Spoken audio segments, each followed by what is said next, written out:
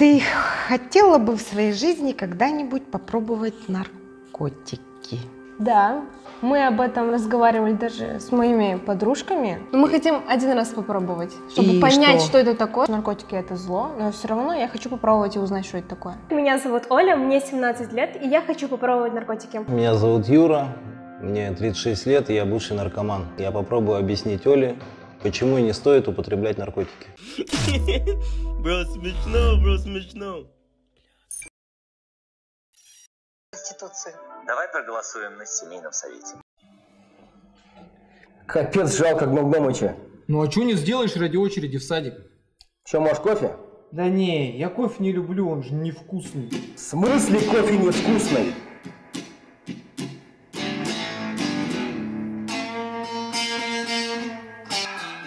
Арабика. Сделай ему.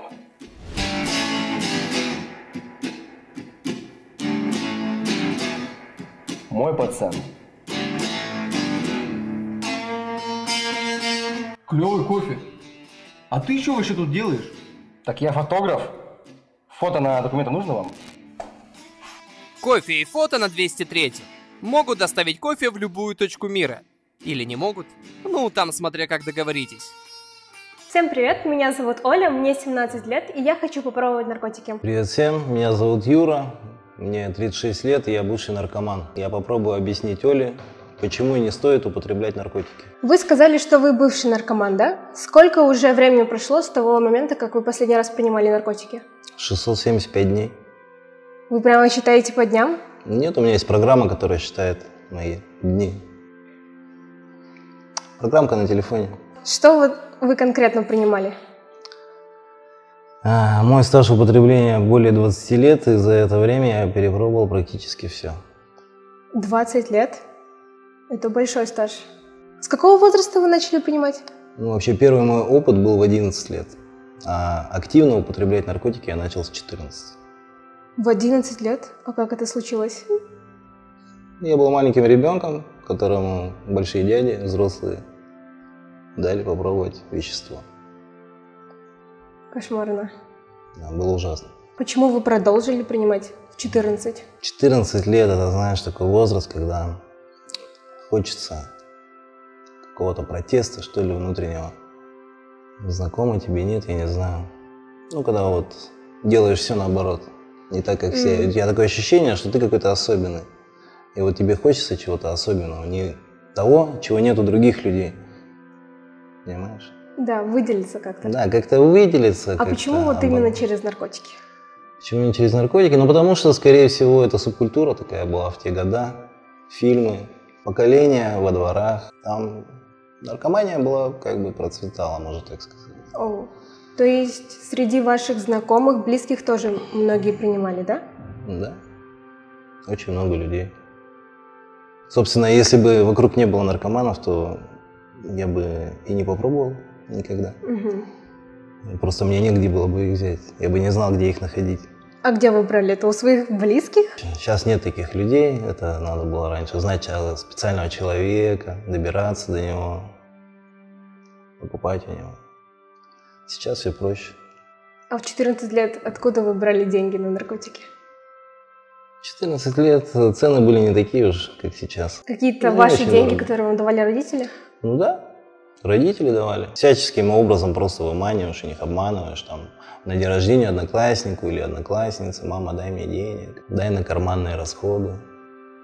В принципе, скинулся вдвоем, и все, этого хватало. В какой момент вы поняли, что вы наркоман? Был ли вообще такой момент, период, когда вы считали, что это просто как забава какая-то, а потом дошло, что это уже что-то серьезное? Ну, что, вот в твоем понимании, что такое наркомания? Кто такой наркоман? Это когда человек зависит от наркотических веществ. Ну, это ты так говоришь формально, а вот ну, по-простому, кто такой наркоман? Ну, который не может отказаться от чего-то. Ну, как бы наркомания может даже относиться к кофе, допустим. Ты не можешь отказаться пить каждый день кофе или какой-то другой напиток. Зависимость. Зависимостей очень много, на самом деле. Ну смотри, все говорят кайф, да? Мгм. Наркотики это кайф, так? Да. Все хотят получить этот кайф. Как становиться зависимым? И вообще, вот нет ни одного наркомана, который хотел бы стать зависимым человеком. Все хотели просто так попробовать. Все хотели получить вот этот кайф. В первый раз ты его пробуешь и ничего не понимаешь. Ну, ничего не происходит как-то. Ну, чуть-чуть поплохело там вроде как-то, что-то расслабило. Ну, непонятно. И все тебе говорят, да первый раз не прет. Давай еще разок попробуем. И ты такой думаешь, ну я же не наркоман. Ну, первый раз не получилось, второй раз, ну, по-любому получится. Второй раз пробуешь, тебе становится плохо. То есть передозировку ты ловишь. В третий раз, перебрал. Надо еще разок попробовать.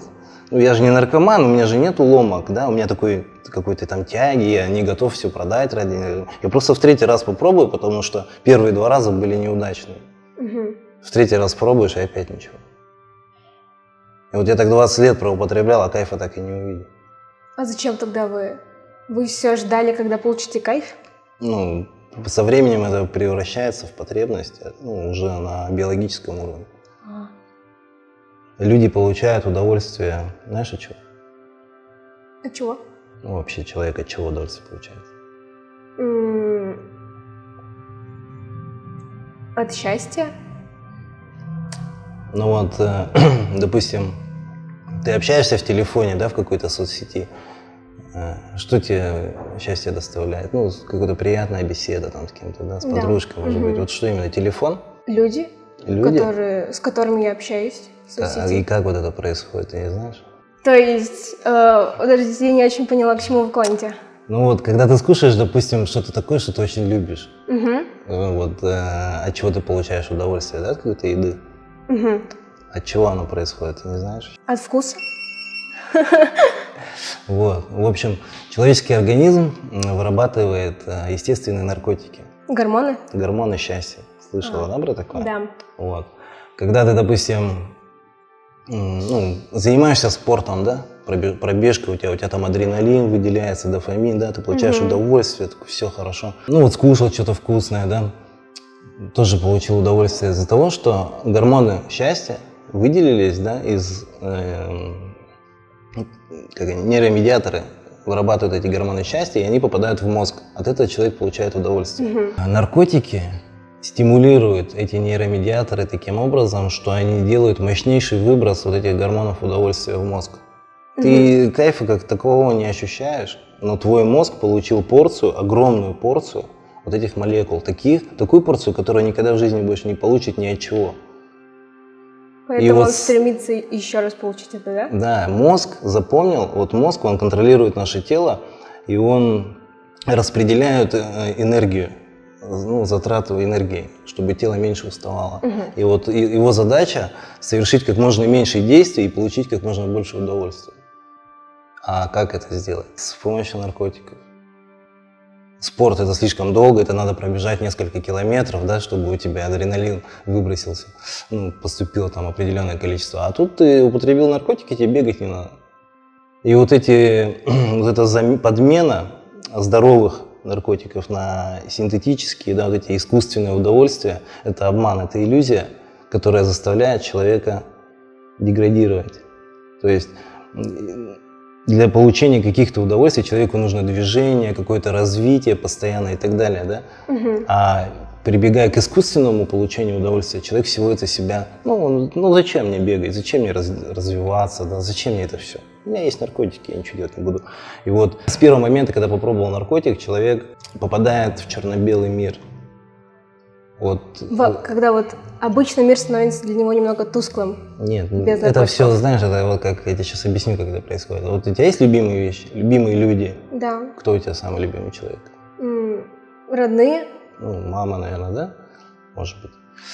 Или нет? Да, мама. Ну вот, у тебя мама самый любимый человек. И, ну, самый дорогой, наверное, что у тебя есть.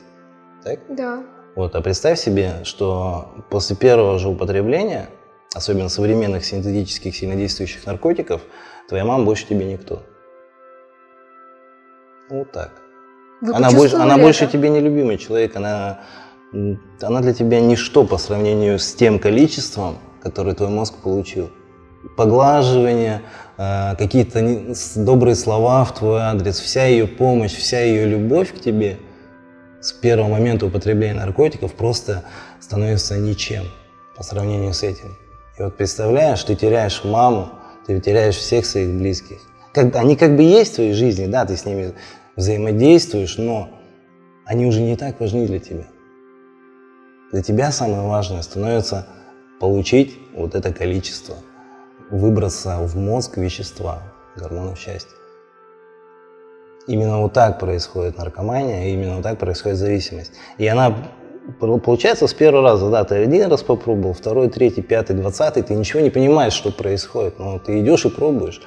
Сначала просто ради того, чтобы добиться того, что ты хотел. Ведь ты сильная личность, да, ты хочешь чего-то добиться, стремишься к чему-то. Я рассказал, что я вот добьюсь кайфа, я этого добьюсь. Но проходит год, и ты уже сам не замечаешь, как ты практически ежедневно это делаешь. И результат один и тот же. Тебе либо плохо, либо никак. Либо плохо, либо никак. Все. А вот в 14 лет, когда вы начали принимать наркотики, как ваша семья отреагировала на это? Ну, ты скрываешь это от семьи. А вас когда-нибудь полили? Ну, знаешь, меня полили уже, когда я завелся своей собственной семьей. А, через много лет только? Да. Угу. Нет, вру. Меня один раз мама спалила. И как это это был было? самый ужасный день в моей жизни. Ну, в том году мне было лет 19, наверное. У меня было очень много наркотиков, распиханных по одежде в шкафу, и мать это все нашла. И она мне это просто в лицо швырнула и сказала, что я там самый плохой человек в мире. И я, как последняя мразь, просто собирал вот это все по полу, и мне было так паршиво на душе, но с собой поделать ничего не мог, ведь это, ну, стоило определенных денег, и это было дороже, чем мать. Она как-то пыталась побороться с этим, чтобы вытащить вас из этого? У нее брат умер от наркомании, и ей было это очень больно. Ну а что она сделает? Она ничего не сделает. Ну, в то время я дома редко уже появлялся, как бы, и я, наверное, просто... Я не помню, это было очень давно. Но этот момент просто запомнился. А так, ну, я, скорее всего, просто пропал из дома там на месяц, может, на 2. Точно не помню. Угу. А бывали у вас моменты, когда вы просто терялись во времени и могли пропустить несколько дней? Не то, что несколько дней, я тебе, знаешь, даже как скажу, несколько лет проходит. Я начал употреблять, дочке было 5 месяцев, она прыгала в кроватке, только первые шаги начинала делать.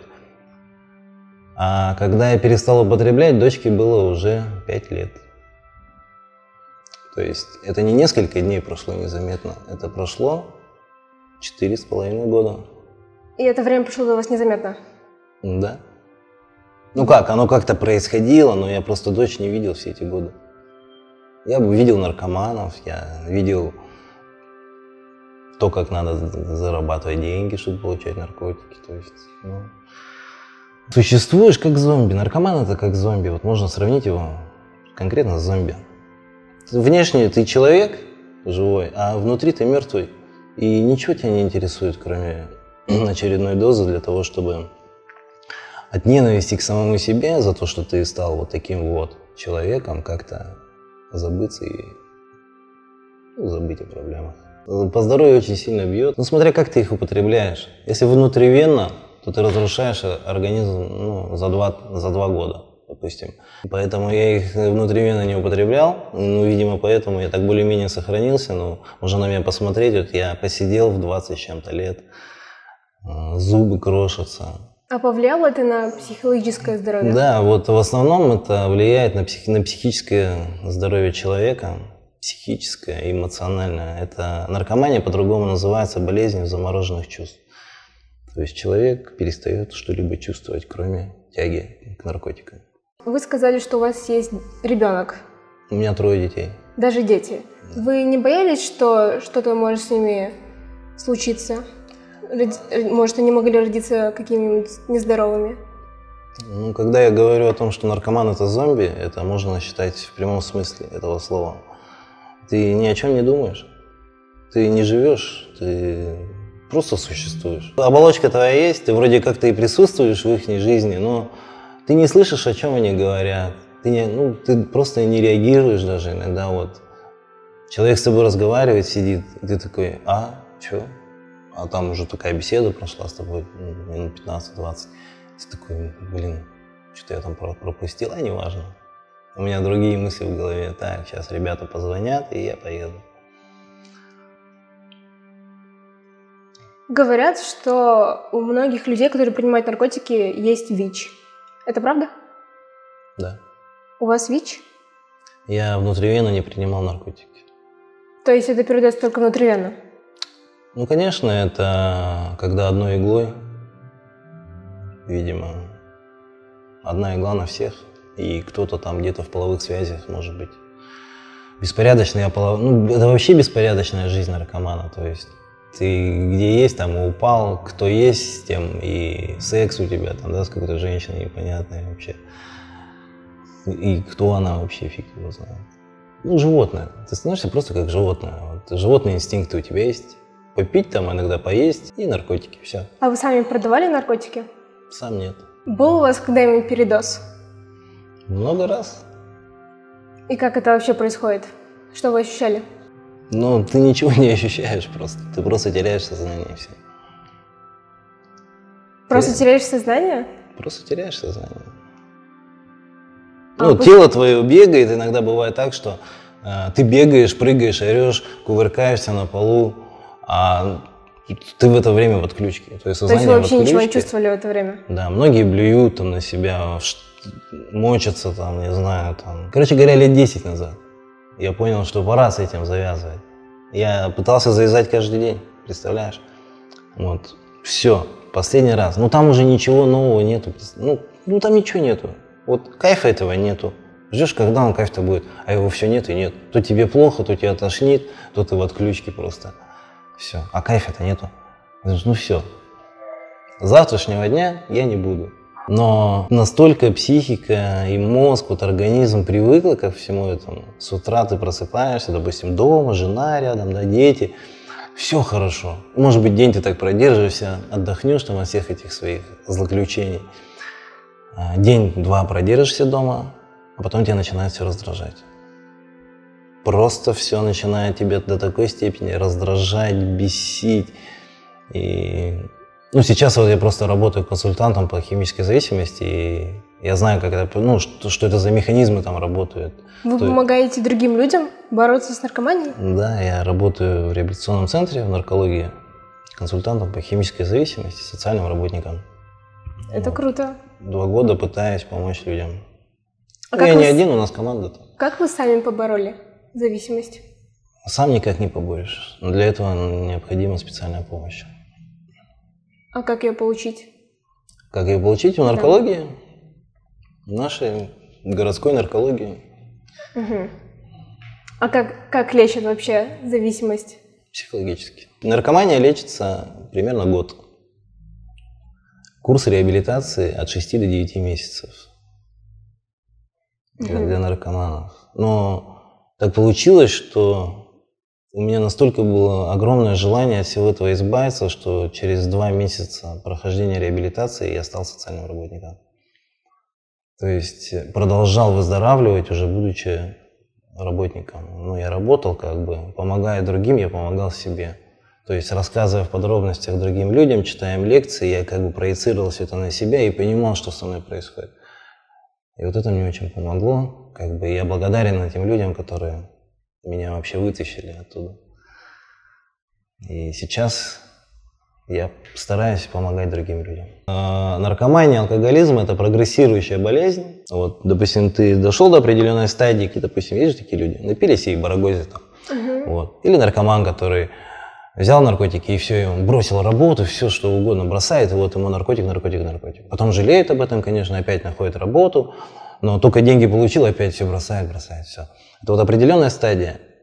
То есть сколько бы лет ты не воздерживался от употребления, В следующий раз, когда ты употребишь, там, через 5, через 10, через 20 лет ты употребишь, ты точно так же себя будешь вести. Если ты употребишь наркотики, ты точно так же уйдешь в конкретный вообще отрыв, ты еще будешь догонять эти годы, которые ты пропустил.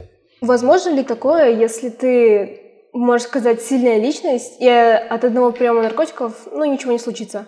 Если я один раз приму какие-нибудь наркотики, не какие-нибудь там сильные, а лайтовые какие-нибудь, смогу ли я потом отказаться?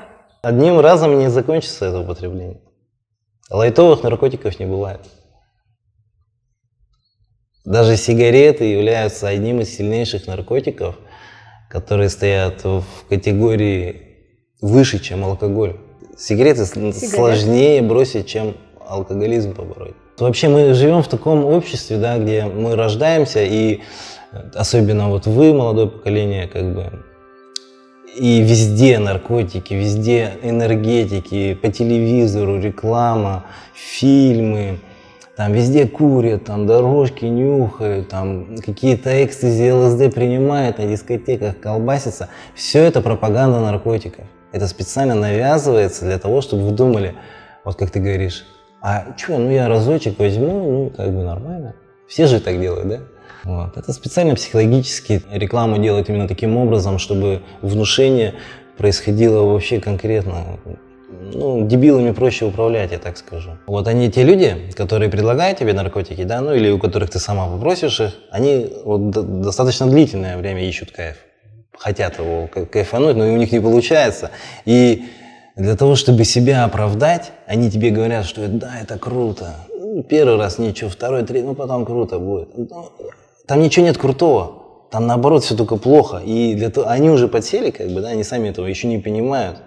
Но им это интересно, там, может быть, сами вот эти процессы, как добыть наркотик, да, им это может быть интересно. Они уже подсели, да, но кайфа нету. Но для того, чтобы себя оправдать, свое поведение, паразитический образ жизни в первую очередь, это отсутствие стремлений добиться чего-нибудь. То есть это, ничтожество, наркоман это ничтожество. Вот. Он для того, чтобы себя оправдать, он говорит, что это кайф. Вот там кайфа нету. Это самообман и обман других людей. Если человек пробует в юности наркотики, у него замедляется, практически приостанавливается психологический и умственный интеллектуальный процесс. То есть вот взрослый человек, да, допустим, вот я 2 года назад, это был такой 14-летний пацан в возрасте, в теле 34-летнего.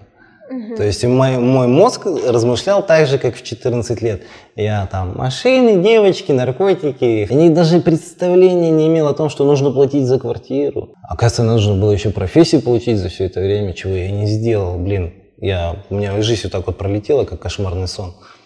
Я все это пропустил. И вот сейчас у меня такое рвение, все это, догнать вот это все то, что я пропустил, и достичь чего-то большего. Это время очень быстро проходит. От 14-15 лет до 30 время проходит как 2 недели. Кошмарные 2 недели. Ты просто... Как? Уже 30?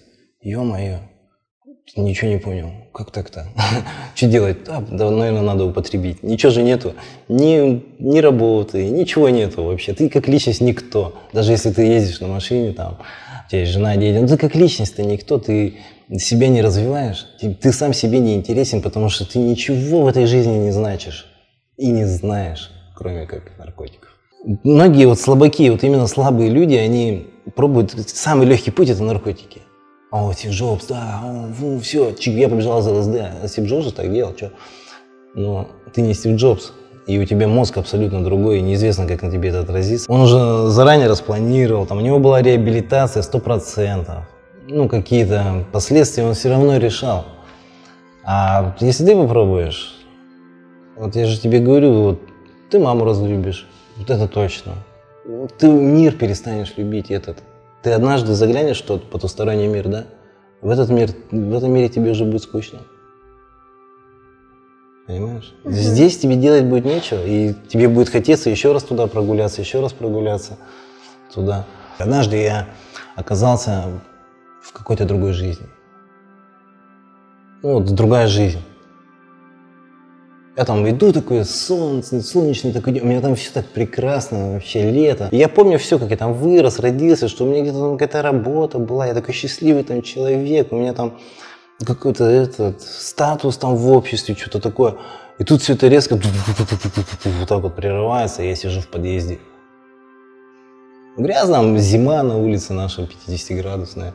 Я сижу такой, где та жизнь? Блин, и вот еще хочется. Все. А здесь мне, знаешь, в этом подъезде я тут сижу, все, дайте мне опять этот наркотик. Я опять его хочу, я опять хочу куда-то туда. Понимаешь? Человек уходит от реальности. И со временем человек не может вообще пребывать в реальности.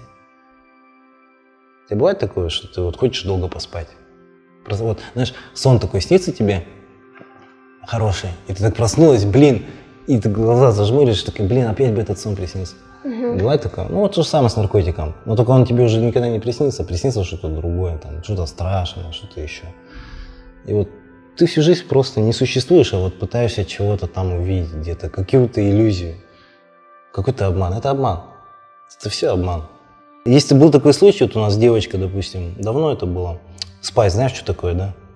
Вот у нас Спайс один раз покурила, ее уже несколько лет не могут вывести из этого состояния. Она в больнице лежит, и мама приходит, говорит, там, ты что кушала? Она, ой, мама, я сегодня котлетки там кушала, еще что-то. А врачи говорят, она сегодня вообще ничего не кушала. То есть она живет вот в этой иллюзии, она живет, и она оттуда выйти не может. Несколько лет уже, представляешь? Ей было 14, по-моему, лет на тот момент. То есть это очень страшно. Никто не знает, какие будут последствия. Вот у меня, допустим, такие последствия, у кого-то другие. Поэтому если у тебя есть стремление к чему-то, есть другие способы как-то саморазвиться, нежели чем. Наркотик — это не развитие, это деградация. В любом случае. Какое бы положительное намерение, какое бы у тебя не было в начале, в конце одно и то же. Апатия, раздражение. И все люди чужие. Все люди становятся чужие. Особенно самые близкие. Потому что самые близкие начинают проявлять к тебе заботу, как-то начинают тебя оберегать от этого, ограждать пытаться. А ограждать от того, к чему ты стремился, а ограждать от того, чего ты хочешь. Ты уже даже сам не осознаешь, но ты уже хочешь этого наркотика. О, блин, ты вот так раз, два, три, пять, 10 сбегал, там ничего не получил, а ты уже зависим стал, сам это не замечая. И когда тебе говорят, что у тебя глаза красные, там, да, или где ты был, все, враги, они мне мешают употреблять, они хотят, они что-то знают, знаешь, ну, все, дурачком становишься. И мне сказали, что там девочка 15 лет хочет попробовать наркотики, что нужно ей что-то сказать. Блин, я так себя представил, думаю, а когда мне было 15 лет, вот, ну, стал бы я слушать вообще какого-нибудь дядю, там, незнакомого, он мне что-то будет рассказывать, там, то это, наверное, мама еще его подговорила специально, чтобы он тут жути нагнал, понимаешь, я бы не поверил ни за что и никому. Но я тебе честно скажу, меня никто из них не подговаривал, я по-настоящему наркоман, и я никому не пожелаю такой жизни.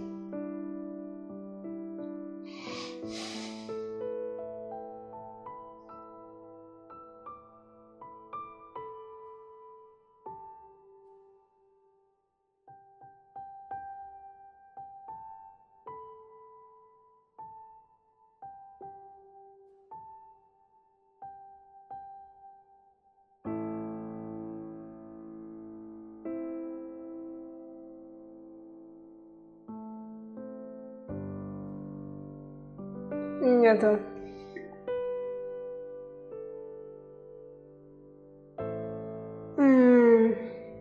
Из-за того, что я не хочу упускать свою жизнь. У меня есть в Инстаграме аккаунт, кабинет роста называется. Можете туда обращаться, там любую информацию по зависимости, если родственники зависимых есть. Все открыто, я человек открытый и абсолютно бесплатно готов помочь любому зависимому человеку. Это последствия употребления. То есть, видишь, психика настолько слаба. Это вот 2 года непрерывной работы над собой, и даже вот, ну, мне еще долго над собой работать. Еще 5 лет минимум трезвости, потом и гипнозотерапия, психотерапия. Короче, очень долго.